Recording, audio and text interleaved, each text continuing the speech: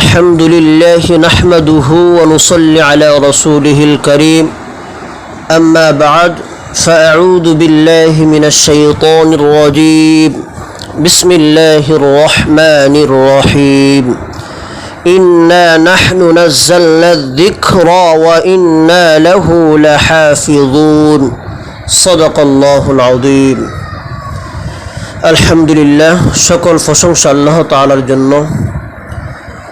আজকে আলোচনা করব কোরআনের হাফেজদের যে সম্মান দিবেন আল্লাহ তাআলা। কোরআন সর্বশেষ ঐশী গ্রন্থ।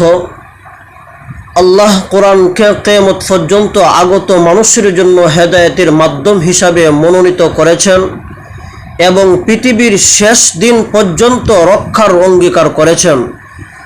পবিত্র কোরআনে বর্ণিত হয়েছে, নিশ্চয়ই আমি কোরআন অবতীর্ণ করেছি এবং অবশ্যই আমি তার রক্ষক।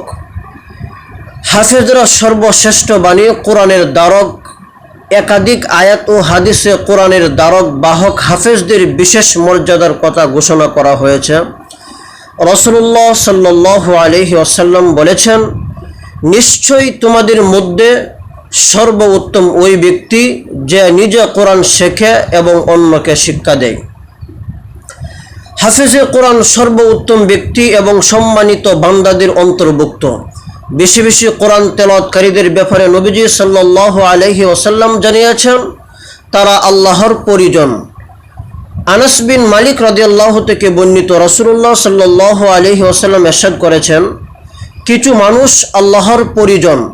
সাহাবীরা জিজ্ঞাসা করেন, হে আল্লাহর রাসূল, তারা কারা? তিনি বলেন, কোরআন তেলাওয়াতকারীরা আল্লাহর পরিজন এবং তার বিশেষ বান্দা। আল্লাহ রাব্বুল আলামিন আমাকে আপনাকে সকলকে আল্লাহর কালাম বেশি বেশি তেলাওয়াত করার মতন তৌফিক